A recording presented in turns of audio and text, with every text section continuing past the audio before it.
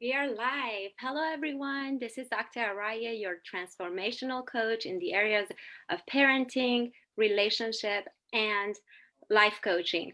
Today, I have Melanie Hempe, the author of Screen Strong.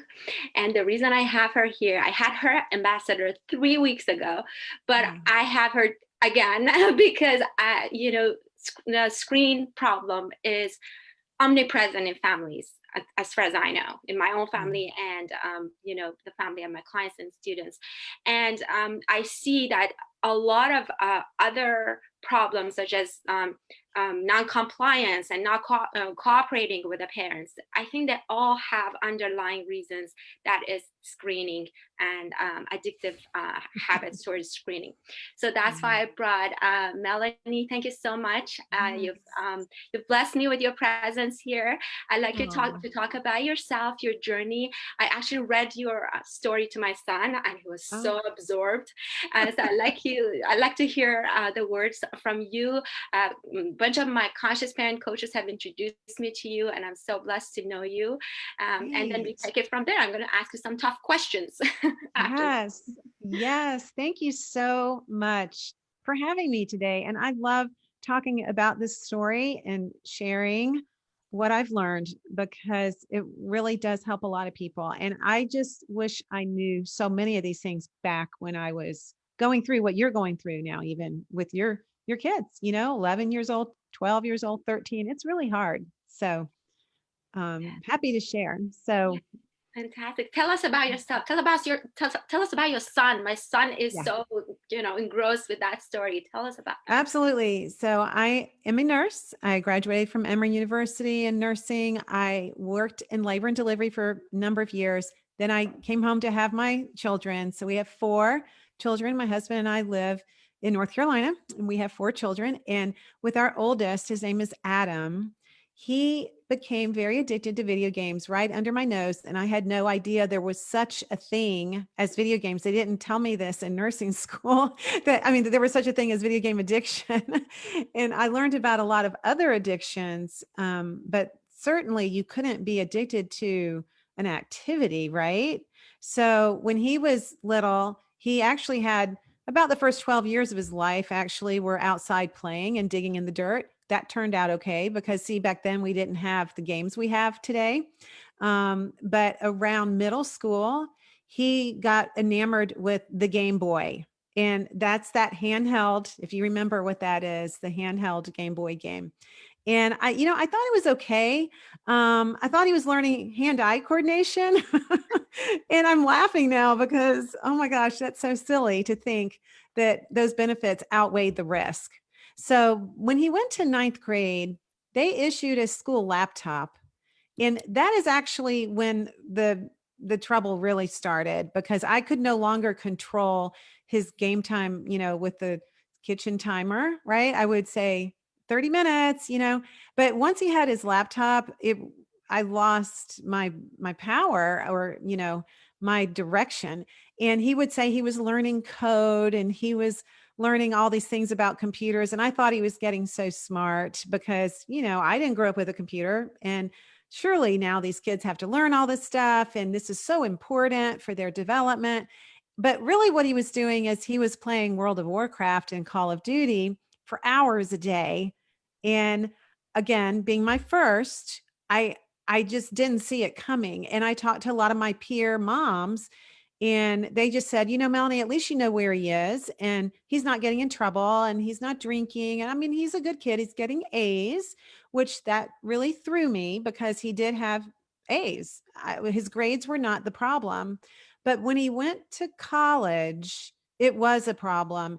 And it was leading up to that I started getting a lot of red flags. And I just want parents out there to know that if you have a gut feeling that something isn't balanced, that he's playing too much, or that this is not helping him be the best version of himself, if you have a gut feeling around that, then you need to trust that gut feeling. Some kids can have a take it or leave it attitude with games, and that's pretty healthy. But when it is the number one thing they like to do, there's a problem.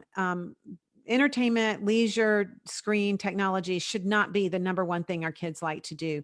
It's not age appropriate. They should be wanting to play with their friends in person. They should want to be on the basketball team. They should want to be outside riding their bike. Those are age appropriate things. I didn't understand this. And so we had a lot of conflict in our home. And I'm sure you have a lot of people that contact you because they're having conflict. And what I mean by that is you're arguing with your kids all the time. all the time. And it's just a downer and it's depressing. And it's just, you're tired and you're just so tired of arguing about screen time. So you just give in. It just seems like it's just the natural thing to do. Plus we have blind spots as parents. We have blind spots. We think that our kids aren't going to do anything really bad on their technology, even though we know everybody else's kids do. We don't think ours. And we have this blind spot, and there's a reason for it because it's our natural love and unconditional love that we have for our kids. And so, but we have to be careful as parents that we don't let this blind spot get in the way. Plus, we have biases. And we read articles that we want to support our biases. We read articles that say video games are good for my kids and social media is good because without it, they're going to be left out. And without it, they're not going to learn how to live in this world. And so we read these things and we want to believe that it's okay. But the science behind it says it's not okay. And the science is very clear. The science actually also really never changes. So the truth never really changes. It's the way that we interpret it and the way that we want to apply it. So by the time he went to college, actually, I couldn't wait for him to go because I thought he was going to start this new leaf and turn over a new leaf, start his new life. And he was actually going to start his life, right? Because he hadn't started it yet. All he was doing was playing video games. And it got so bad when he was in high school. Actually, I will just mention this, that we actually gave him an ultimatum because we thought that would work. That we said, if you don't get off your game and get a job, then you're going to have to move out of the house. And we told him that when he was a junior. And I was sure that that was going to work because he surely was going to pick us, right? And I was very wrong. My husband and I couldn't believe it. He said, okay, I'll move in with my friend.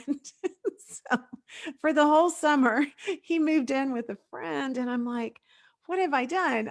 Because I didn't want him to do that. But what it showed to me was that he had already moved out emotionally, right? He was not attached to us anymore. You had And lost. that's what I know now where we really messed up. And by the way, if you have a child who's addicted to video games, it is not their fault.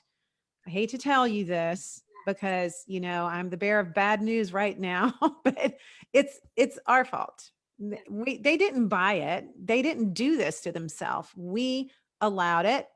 We didn't do our due diligence and we allowed this thing. And so he became unattached to our family because of the sheer amount of hours that he was spending on the game, plus his allegiance and his desire was really to be in the virtual world. And the way Adam describes it, even today, he'll say, everything I did in the real world, I did only so I could get back to my virtual world. Because the virtual world is where I lived. That's where my friends were. That's where I was the man. I was the healer. I was the sharpshooter. I was on the team and he did very well. And I will also mention, just as a side note, that very bright kids get addicted to video games. It's not what you think. The very immersive type of games that are out there right now are hard. And so you have to be pretty smart to do them and to win them. And, so bright. Like, what are you doing? Like, I don't get it. And they're like, Yeah. Like, what are you, seriously? Like, are you an alien? I don't Yeah. know how you do this. Yeah. But in your brain has to think quicker, than it normally does. And so what I didn't realize was happening to Adam while he was doing all this screen entertainment, I didn't realize that there were chemicals involved and that he was literally building a chemical addiction to the dopamine. I had no idea. And when I picked him up from college after the first year, we were driving home and he said to me, Mom, World of Warcraft did something to me. I've been in the bed for a week. I'm depressed. I wasn't able to get up. He was shook up by it. I could tell. And I immediately thought he was on drugs. That's the only explanation because a game can't do this to you.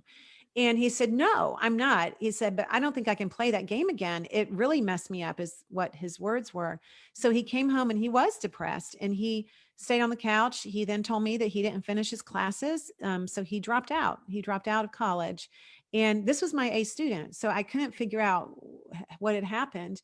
And as I unpacked it with him further, I learned that that's all he did. He gamed in his dorm room the whole time he was in his first year of school. And this is not uncommon. I've had so many parents approach me with the same sad story with their sons. In fact, a CBS reporter came down. We did a spot on CBS with Adam a couple years ago about gaming being the number one reason why boys drop out their first year. This is becoming an epidemic in our culture. And what I know now is I trained him to do that in my house because that's what he did. So I let him, I won't say I trained him, I allowed him to fall into this routine where he would quickly do his homework, quickly do his chores, and the rest of the bulk of his day was spent on his virtual game. That was where, like I said, he lived. I didn't really know I was doing this, but as a result of all that mapping and modeling and habit building, when he went to college without the kitchen timer there, right? I wasn't there hitting the kitchen timer. So when he left, what do you think he was going to do? What did I think he was going to do? I thought he was going to wake up and be a new person because I had a blind spot bigger than myself. You didn't have So discipline because you were policing him. he couldn't do it himself because he was so immersed at that point, and it was a habit. It had become an addiction, and we can call it a dependency if that feels better, but he was dependent on that dopamine. So the minute he got off of it, when I brought him home, he was depressed. He was on my sofa. He couldn't function. It's a brain chemical thing. And after this happened to us, I used my nursing background. I have a lot of physician friends. We talked. I talked to neuroscientists. I traveled all over the country. I got a lot of really good information on this. And I started doing some workshops at our school. And the first workshop, I put a little flyer on the door and I thought, maybe we're not the only family struggling with this. And I was hoping to get 10 or 12 moms that I could just say, hey, you're not alone. And do you know we had over 120 people come to the first meeting? There are many, many people struggling with this. And so we started Families Managing Media, which is our Screen Strong. Screen Strong is our website, screenstrong.com. We have a Screen Strong Families Facebook group. So if you're listening to this and you have a son who you're worried about, you can jump in that Facebook group and get help. We have a Screen Strong challenge. So we'll help you with the first 7 days of getting them off. And then hopefully you can go for the month because, you have to do a month, something for a month. Let me back up. What I learned from Adam was that he was not an adult. And by the time, he was 16 years old, he was taller than me. And I really thought that he was an adult. And I thought his brain was done and smart. so, but I, but what I realized from the medical science and from all the new science in the last 15 years or so on teenage brains, what we know is that they are not adults. That frontal cortex is not connected fully. They have high impulses. They take a lot of risk. They aren't connecting the dots, right? So their neurons are not myelinated yet. It's harder for them to think and make decisions quicker. That's why they have more accidents when they're on the highway. That's why they need parents. They need parents to guide them. And honestly, it's not truly finished developing until around the age of 25. Now, I heard 28. yeah, well, it's getting later because the American Academy. I heard 28. I'm like, are you kidding? I thought it was 25. Like, you were going like 30, not 32. Yeah, well, it's 25 generally for girls. It's a little bit later for boys, but they are actually moving it later. And I think they're doing this as A, they're learning from MRIs, and B, our kids aren't launching properly No. and they're getting stuck in immature state, and they're getting stuck in a middle school state, because if you start gaming when you're in middle school, you don't progress out of that stage of development very well, because of your identity is tied into the game. You're very anxious when you're around kids, and especially now with the pandemic, a lot of kids are isolated again, and they're not getting that social interaction that they need. And by the way, games do not provide it, even though people can argue all day and say, well, at least they're getting that. I'm going to tell you, it does not provide the limbic resonance. It doesn't provide the social interaction that kids need. It's fake, and it's dangerous. It's a false sense of community. And when you find out how fake it is, social media, apps, all those things, video games, when you find out these people are not really your friends, it's very devastating. Yes. For a girl, let me just say this for social media, because all this applies to social media, just as we talk about gaming. But for a girl around the age of 15, she's at her highest peak of being hurt by rejection. Okay. It's called rejection tolerance. And women, we all have problems with being rejected, which is why we do everything together in groups, and we, have our friends. But the pain that your daughter will feel from rejection will be stronger during adolescence than it will be at any other time of her life. And so it is just absolutely not necessary that she be put in situations on social media where she's going to be hurt. One thing that parents think is that we have to train our kids. Melanie, we have to train our kids to use this well. Well, first of all, with video games are not necessary for life. I'm sorry. I've had it with video games in my life, especially the persuasive design, the ones that are so immersive today. If you want to play Pac-Man at the arcade, go for it. That you're not going to really get addicted to that as much as you're going to get addicted to Fortnite and Minecraft and Call of Duty. They're very different design elements. Yeah. And so dads come to me, they say, Melanie, I played games when I was 8 years old and I'm fine. And I'm like, yes, you are fine, because you weren't playing Call of Duty. So anyway, I'm kind of jumping around, but that's Adam's story. And so what happened, he came home, and I realized that I had a big mess on my hands, and he was not motivated to do anything. And I ended up calling an Army recruiter, you read in my book.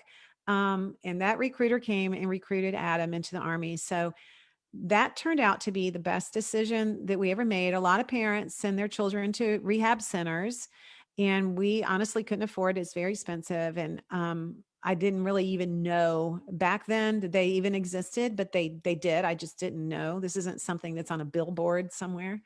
And so he went into the Army for 5 years, and he came back and he finished his degree. And so we're very proud of him.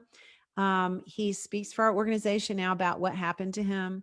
And he's very, very clear about the damage that it did, and how parents have to just say no. You have to be very mindful and very careful about how much of this that you allow. So we have a game-free home now, and I have two 16-year-old boys. My twin boys are our youngest, and they have grown up since about third grade in a game-free home, and they are perfectly fine. They have not exploded yet. they haven't run away from home. So here's the thing, when you talk about, because he started later, like probably middle school, and the games were not, as you said, they were not as stimulating as they are right now. But the kids right now, they're starting 4 or 5 so early, and their brain really is not getting developed in the way that a normal human should, because those part of the brain that needs hand coordination and all those things, yes, they are getting developed more. But other parts that they need nature, like problem solving, self-discipline, empathy, understanding others because they're not in contact with other people. And that virtual world, as you said, becomes the focus, and the rest will be anything you need to get done in order to get to this earlier. Right. So that's why it's getting much harder for families, because they're starting much earlier and the games are much more stimulating and more attractive, right? And so what happens, yes, exactly. What happens when your child is on a video game and social media, they're the same. There's a certain area of their brain, and their limbic part of their brain, that it's stimulated, and it activates the fight flight mechanism, because your brain thinks that now you're in the battle. You're in Yeah. Fortnite, right? Your brain, the brain doesn't know that you're just sitting on your couch at home. You become immersed into the game. And so the fight flight hormones are being activated. And what this means is that cortisol and adrenaline are being dumped into their system. Exactly. So as a mom, if you can imagine being on a roller coaster All the all time. day, every day for 5 hours a day, you would be stressed. And this is what in my last podcast, got a couple podcasts coming up talking about this with some physicians. This is what happens is the stress level in your child is rising. So now we're dealing with a chronic stress pattern, and you can't see it necessarily, even though some parents can. They can I say, can oh, he I looks like a different person. just told him. I told him, like, you that's exactly what I told him, because I have a PhD in psychology, and I've done a lot of neuroscience study myself. Like, I'm all Yeah. about neuroscience. And I keep telling him, you're on fight or flight all the time, because he knows about ego, fight or flight, all these things. And so you're on it all the time. And I see that he's not growing, because our cells, they can be either on fight or flight or on growth mode. When we are in fight or flight, You our can't. body doesn't grow, it doesn't heal, our immune system Mhm. collapses. So I keep telling him, you're not growing. No, and when your son is in that fight flight mode, he's not using his frontal cortex, because the judgment center is not needed when you're in fight flight. If you're in the woods and there's a bear coming after you, you don't need to worry about your grocery list, right? So your cognitive frontal cortex, that judgment and organization, all that stuff, that's going out the window, because now we're just stimulating the fight flight center all the time. And it's this chronic nature of screens, the chronic stress level, the chronic cortisol. It keeps them from sleeping.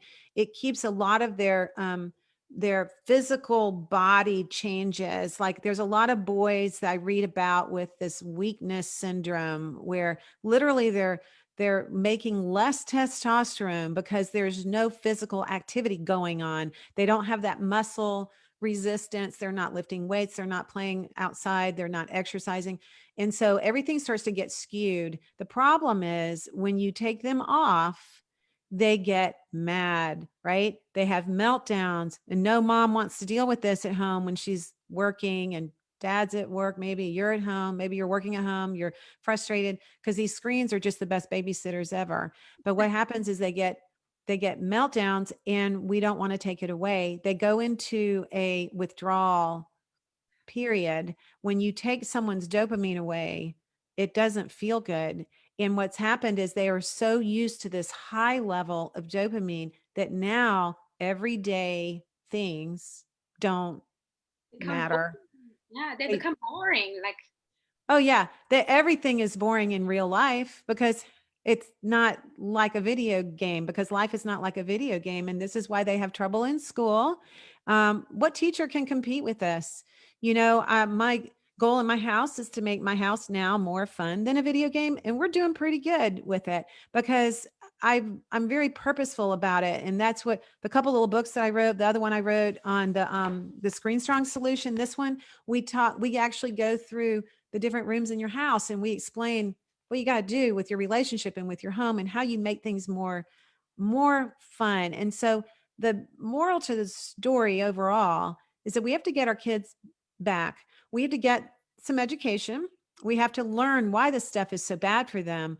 It does not mean that we are going back in time at all. In fact, we're we're going ahead and all the tech execs out there, they don't give their kids this stuff because they know. Yeah. So you're moving ahead. You're saying no more of this. We're going to have real play back into their life. We're going to add chores. We're going to add connection with family. We're going to add downtime. We're going to especially add reading. We're going to do music. We're going to do art. We're going to do a balanced lifestyle with other activities. And games are not going to be our number one go-to activity. And if it is the number one thing your kid likes, there's a problem. If he can't list 3 things he likes more than his game, It's a problem. you're on the pathway that we were on. He's not going to wake up one day and decide he doesn't like video games. She's not going to wake up one day and decide that she doesn't want her social media anymore. No. That's not. So you have to structure their likes. Exactly. And that is your job as a parent. And it's not that hard. And everybody thinks it's really hard, and it's not that hard. Yes. You got to delay it. So it's so important to really understand they do not have the hardware to self-regulate. We Right. cannot, that's what I always tell my clients, like, you cannot expect your child to not go on the phone if they have a phone. You know, Right. you are responsible to have a structure Yeah. to help them, to usher them. Like, it is addictive. It is addictive for us as well, right? That's why I say, Right. like, when you wake up, no screening, don't check an email 1 hour after you wake up. Right. That's Right. even hard for us because we directly go to the email, we directly go to the notifications. Well, a lot of parents are mistaken because they think they can train their kids, right? We can make them more mature. We can make them wise. And this is a big myth. It is a biological thing. This maturity is a biological thing. You cannot speed it up. You cannot speed it up. It's just impossible. Once you can understand that their frontal cortex is not fully developed into their mid 20s. Once you understand that, then you got to relax. You got to quit treating our kids like adults. They are not adults. Yes. That's a huge overarching lesson. And we got to relax. We've got to quit yelling so much about screens in our house and just get some more age appropriate stuff going on. Start doing more stuff with your kids, start having fun with them. And this stuff is all not going to go away. It'll be there when they need it, right? Your 10-year-old doesn't need a smartphone so they can use it at a job when they're 30 years old. This is not true. This is a myth. They don't need social media at all. They absolutely no, they just don't need it at all. And that is our message. I have a book about that as well. About can your teen survive and thrive without a smartphone. It's a very little skinny book, really easy to read. But this is what happened with our daughter after everything happened with Adam. We decided, oh my goodness, we're not going to make this mistake again. So we did this experiment, and she did just fine without a smartphone. And the links to all the books under the video, please, for our audience. Now I have a little bit like it's a tough question in my opinion, because I was actually talking to my son. So we're trying to figure out, my audience knows how I've been struggling, and I think I have it under control now. Actually, I took the challenge. I think it was good. And so he knows what screen strong is, and it's like, oh, I don't know. So I printed the paper, and he read it, and he actually crumbled it. He was so mad. Yes. He's a kid. This is what he's supposed to do. You're the parent. But then he actually now knows that I'm so serious, because I know I've been talking about this for the past year. And by the way, I never even had a TV for 8 years. Like I'm all about, connection within myself and with each other. But I got a TV a couple of months ago, and then I got the Xbox only last year. So it's just 1 year now, and he's 11. Yeah. So we are coming to this agreement that, that, as you said, there are more important things, and you don't do everything quickly so you get to the game. This is what I don't like, right? This is what I think is not right, because it's corrupting the brain, right? We are not to be the self-fulfilled humans that we are, right? Yes. So yes. This morning, you know what he told me? He said, because we are in California, we're in lockdown. They have never been to school since day one. For 9, 10 months now, we are in the house. Yes. I have work. My husband has work. So this morning he said, what do you expect me to do? Then I don't go to school. When I wake up, I go to screening for school. Then that's what he said. I get seduced by the screening. Then I want to go, I don't know, to watch because even watching, like they like to watch Oh, I YouTube, know. YouTube It's that gamers make. Like they watch yes. Fortnite on YouTube. And They that's watch like, other people play. This is a big thing. that's He's ridiculous. So he's like, what can I do? I go to screen and the screen is right there and I feel seduced. I don't remember what word he used, but that's what he meant. yeah. So what do you say about that for families who are actually doing long distance learning at home and they Yes. have to be on screen?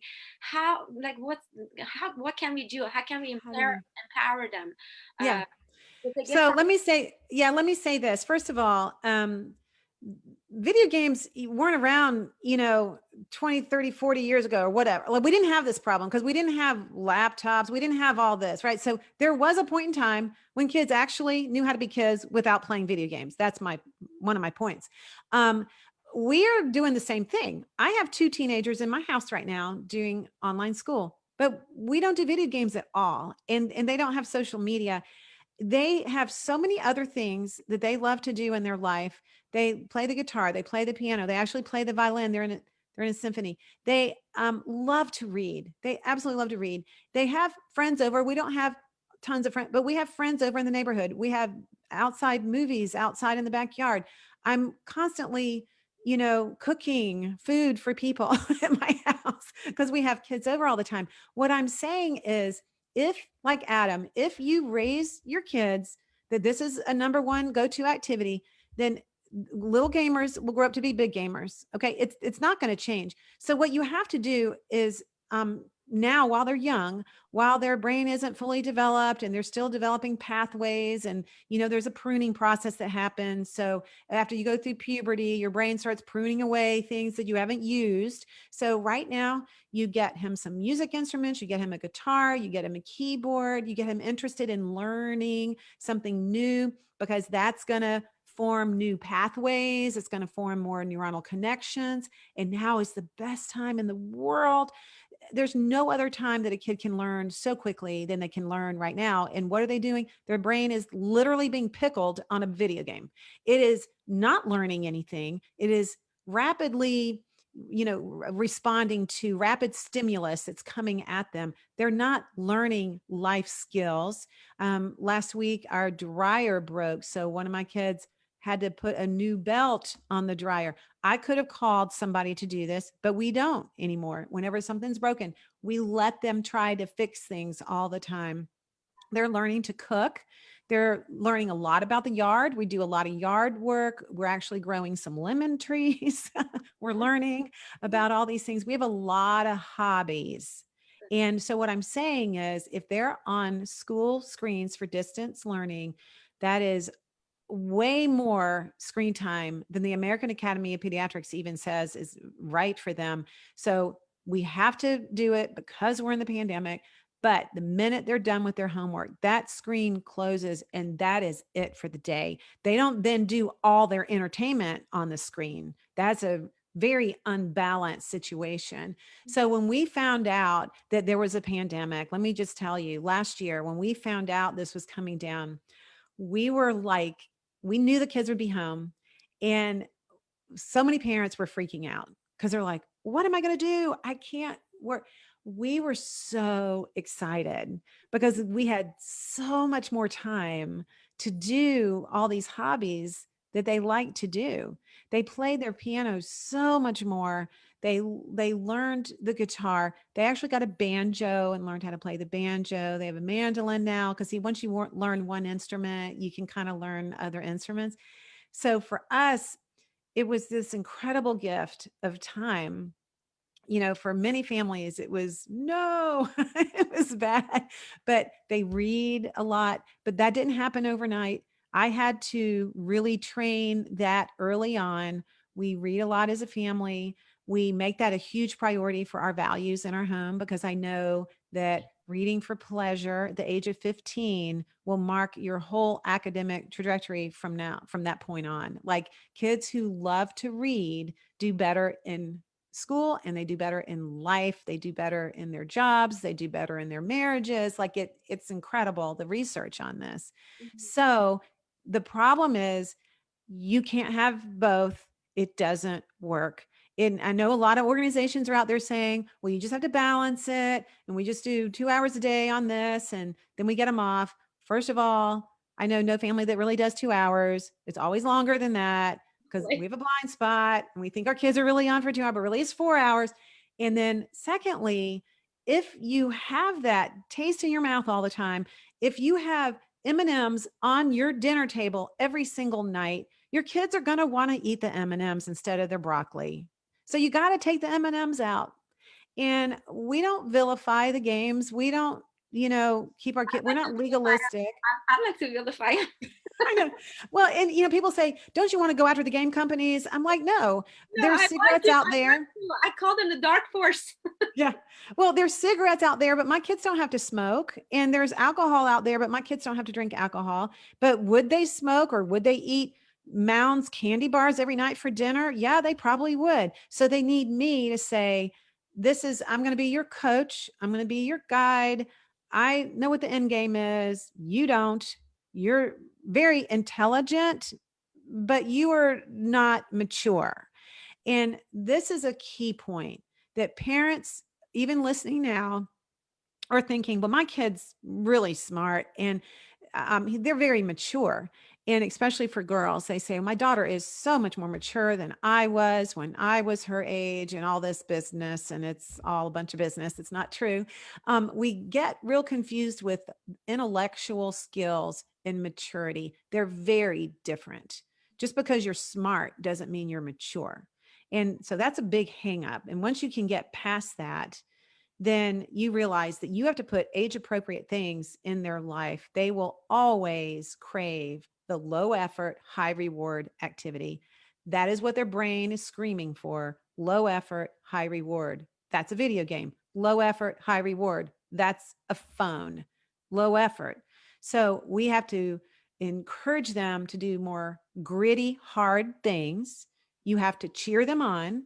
You have to get them over the hump of the hard years of learning the music, liking, to read, learning a sport, all that stuff. You have to power through. And then you get to the other side, which is where I am right now. And let me tell you, this experiment worked out so much better than the first experiment we did with my son. And my kids, they're boys and they love to read.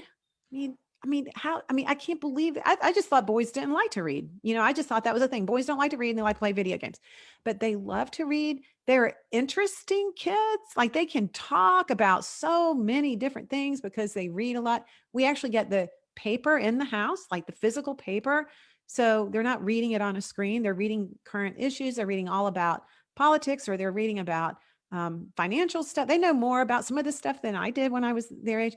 They love sports. They collect baseball cards. Like we really get into it. They write letters to their sports heroes. They did all this in middle school. It was fascinating. They would sit up in their room and write, and then send them and they would mail them stuff back. I mean, this is a really fun hobby to do. We get them outside a lot. They have a lot of activity. They also mow our yard. They do a lot of work around the house. Oh my God, you're my idol now. I don't know how to do it. Like you're like, woo, you're on pedestal now. Seriously. No, I mean, it's my choice, right? And it's your choice too. You get to decide. You're the coach for your child and you get to decide what they're supposed to. Plus, the other thing I realized that I learned, and I only learned this because I made way more mistakes than anybody listening to this today. I was the master at all the mistakes. I did it all wrong. And so that's what I learned. I learned that as their coach, and my daughter was in a college level sport, so I know a lot about coaches and I know how this whole coaching thing works. I wasn't an athlete myself, but I understand that good coaches really put boundaries and parameters around their athletes. They watch everything they're doing, even on the weekends, on the off hours. They know who they're hanging out with. They know the influences they have, and they don't want their player to go get coached by another coach. Of course, because they have their own system, their own set of values, and that's how you should be with your kids. You've got to be very intentional about what influences them, where they're spending their time, who they're hanging out with. And honestly, they don't really get to totally pick all their friends, because if there's a friend they're hanging out with that is a bad influence, then I'm going to say, guys, that's not a good idea. Let's not have that kid over anymore. He's cussing or he's teaching you things I don't want him to teach. That's my job. And then eventually they get more mature and they learn, and we walk them through these decisions. But by putting them on a video game, and even by allowing it in your home, it's always a temptation. It's always the other way. It's always, well, here's mom and she's being really mean. I really want to do this instead. Once it's gone, There's always struggle if it's there. there's always a battle. And can you imagine in your life right now, can you imagine never having a screen argument again? Like waking up tomorrow and just never, I mean, never arguing about screens. That's my life. We never argue about screens. They still use screens. We have screens for school. We watch movies. We do different things. But there's no argument Not because arguing. the bar is up here. Yeah. And you Yeah. know, it's working. It works. And we're not running away from it. I think that my younger kids are more prepared for real life than my oldest. Oh, yeah. I don't think there's a question. He's Adam is going to be fine. He's off of all his games basically now and all this, and he's figuring it out. But he missed about a 10-year period where he didn't develop properly. He I, didn't develop social skills, problem solving skills. He didn't understand this whole thing about grit. I think that's the thing that's gone in a game. If you mess up in a game, you just hit the reset button and you start over. game. And they feel like it's like a fake. Oh, I'm a hero. I kill. So it's just fake sense of. Yeah, it's all fake and it means nothing. And at the end of the day, if you're at the art studio, you come home with this beautiful artwork that you put on the dining room table. But when you're at the end of the day, after your Minecraft, what you made something, but where is it? It doesn't exist. And so for a child, that's very significant. They're not creating anything either. And there's no purpose in their life. And so your job as a mom, even if your child wants to be a game designer, your purpose is to help him find his purpose every day. When he grows up and goes through day after day after day of mindless time on a screen, whether it's the endless scroll of social media or the endless scroll of a video game, he becomes less and less empowered with what his own purpose is in his life. He Exactly. doesn't. Disconnected. They don't know themselves. Actually, my son was reading Diary of a Wimpy Kid. Thank goodness. I don't know, but he's reading something. But he said, "Look at this."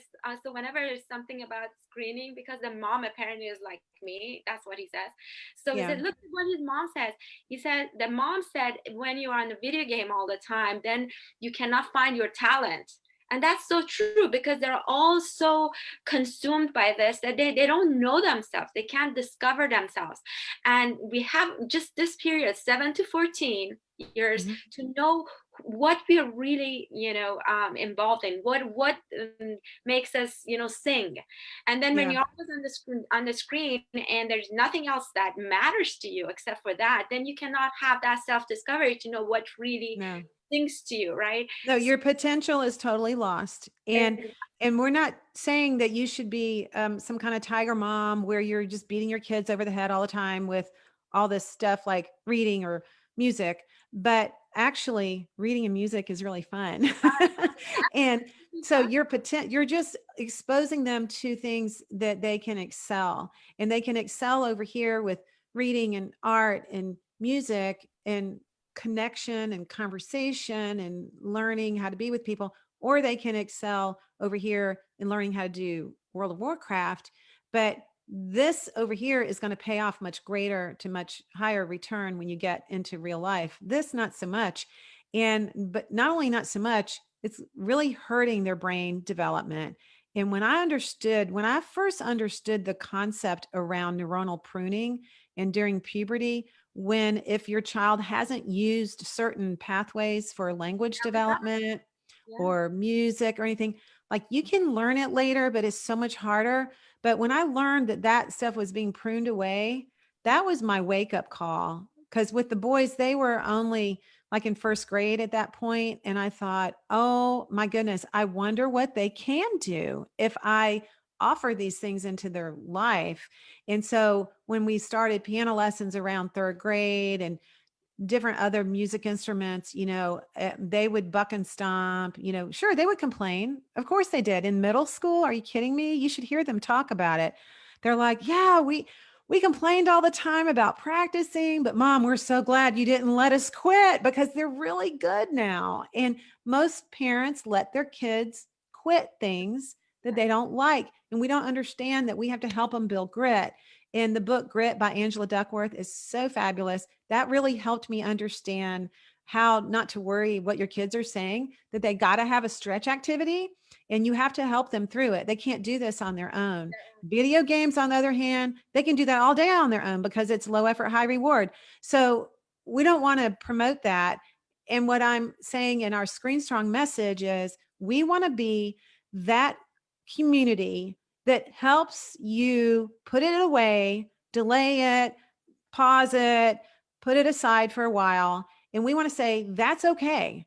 In fact, it's not only okay, it's so awesome because when you do that, you get your kid back.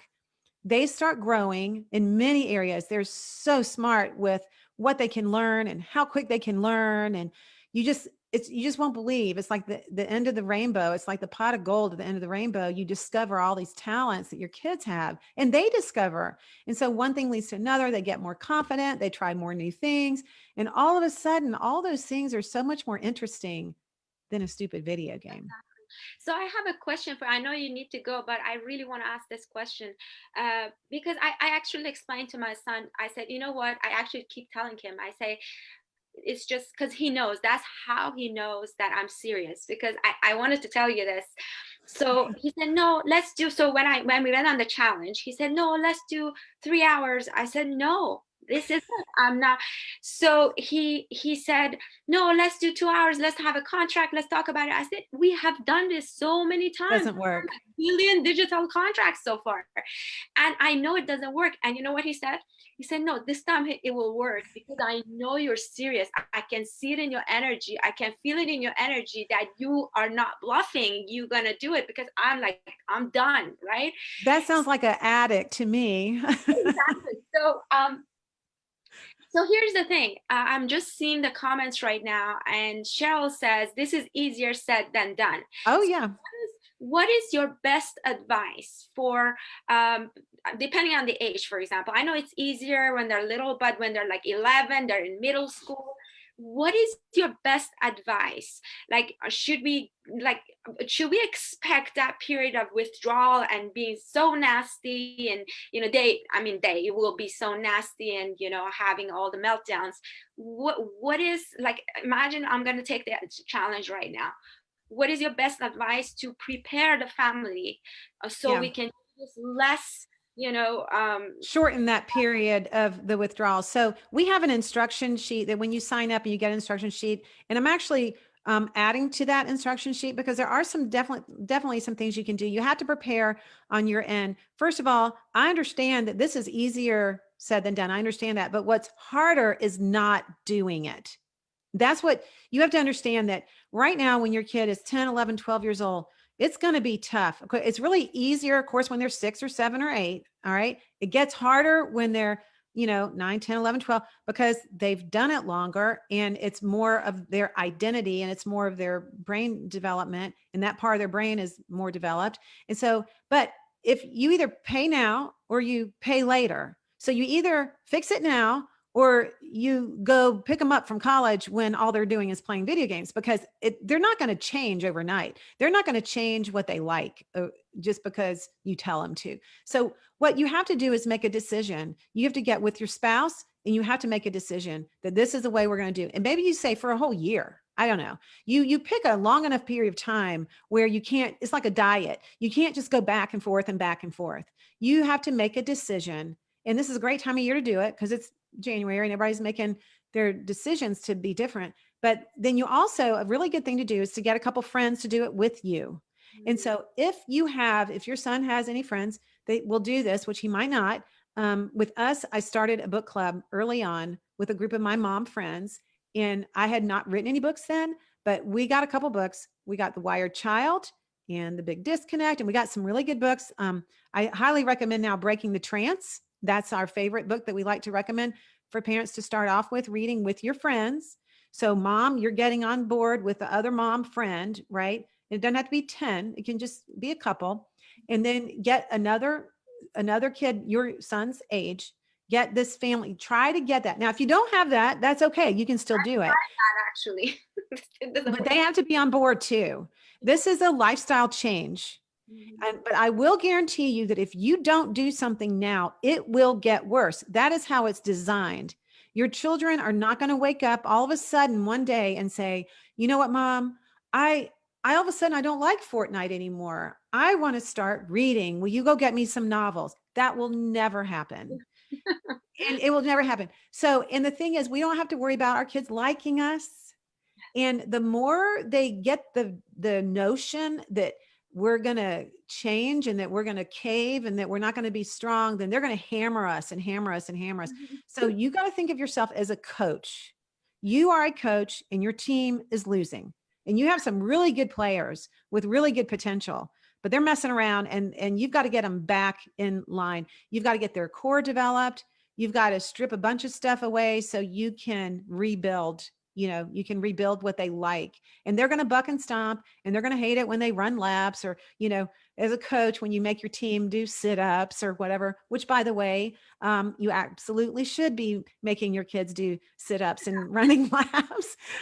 If they get enough physical energy going on, activity, they're getting their energy out, that's going to really help during this time.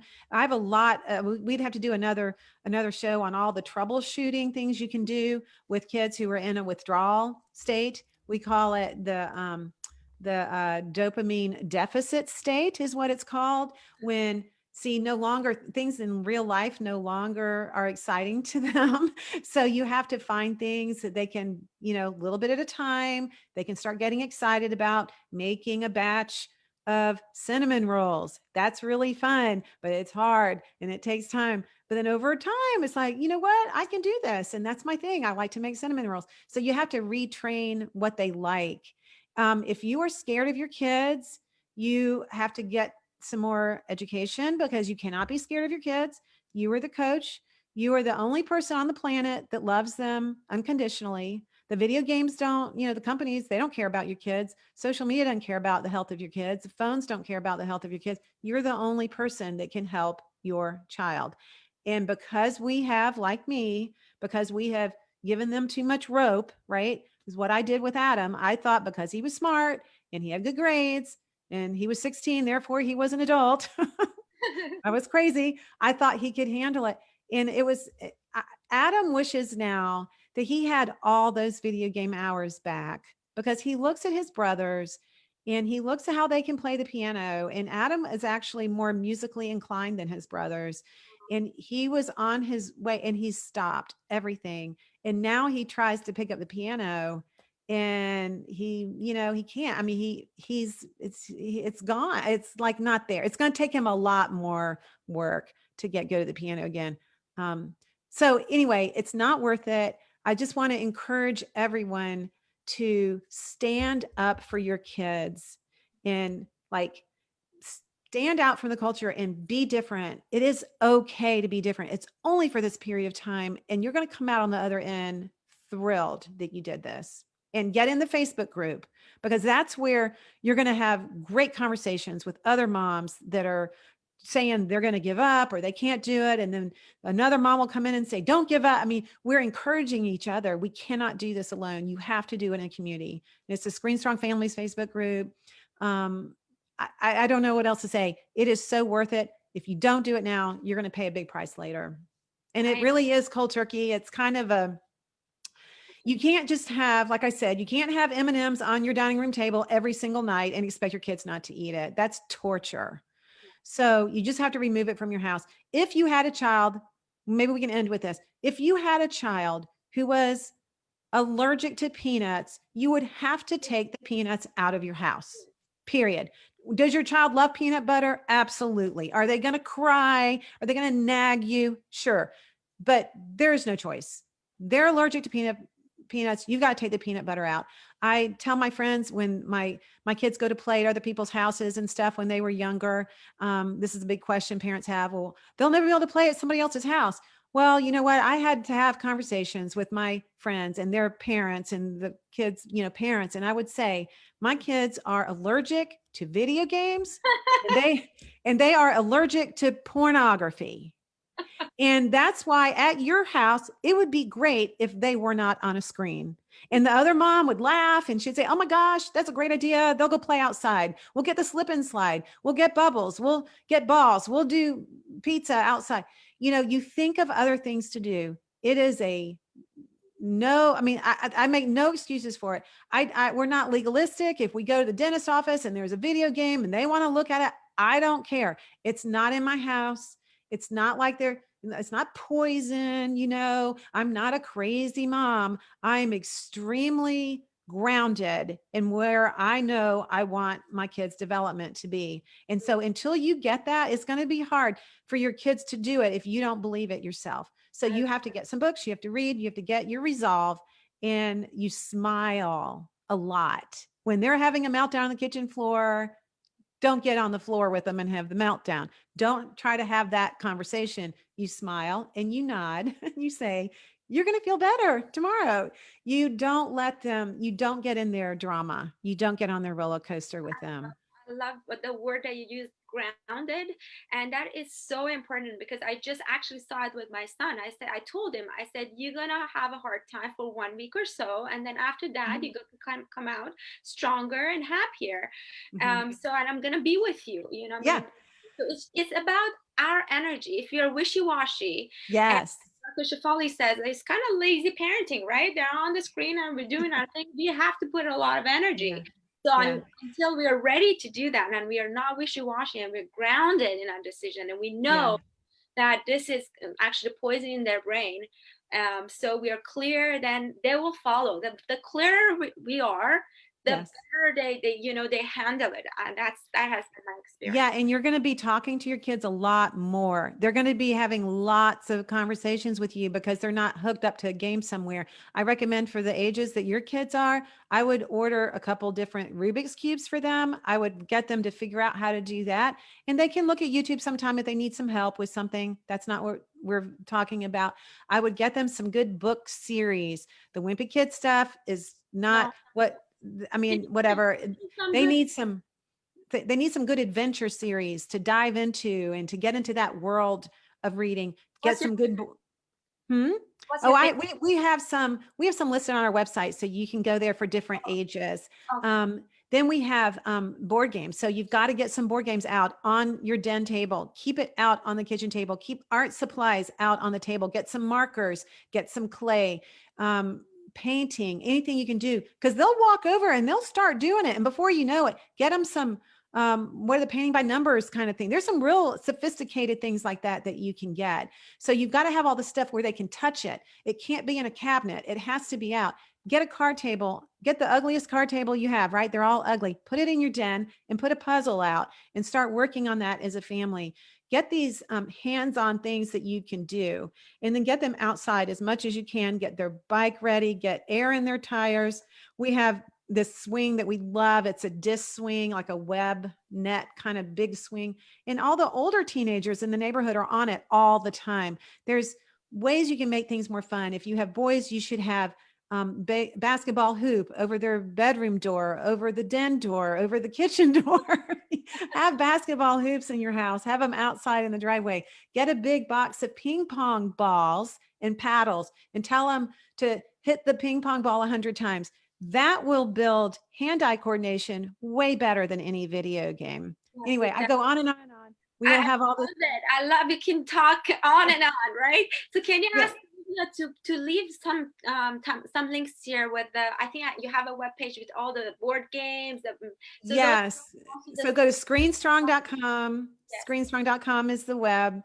And then you can go to the Facebook group. It's Screenstrong Families, and ask questions and get help. But most importantly, get more education if you need to. On our website, we have a Learn tab, and you click on Learn, and we walk you through a little mini course. And we're working on our big course. We're getting that transferred online. I used to do all these presentations in public, right? In person. And so now we're putting it online. It'll just take us another month or so to get that ready, but get in our community and you'll know when that's ready. Cause then you can have your husband listen to it. You have your friends listen to it, your mom, your kids' friends, moms, but don't worry about it. If your immediate community thinks you're crazy, because they will, I and don't. that's okay. I've always been the crazy one since I Yeah. was 13. Yeah, so that's okay. Don't worry about it. You'll make new friends, and your kids need some new friends. If all their friends are their gaming friends, then you know what? You lose some friends. I'm sorry, they might, and it's okay. They're going to be fine. You're going to find some people. They need to be like in some friend groups that like to do these outdoor things, art things, music things. My kids started a garage band when they were in middle school. That is so fun. I mean, it's so much more fun than a video game. And so we're stifling them, and we're kind of like overprotecting them with this video game where it's a very overprotecting, sheltering life that they live when they're just on a phone and a game. You got to get them out of that bubble, and you got to get them out having real fun I with love you. that. Thank you so much, Mhm. Melanie. This was Yeah. delightful. Thank you for coming. We'll do it again. Yes, yes. I send Okay. you all my love. Thank you so much. You're welcome. See you soon. Stay strong. Stay strong. Okay, bye. Bye.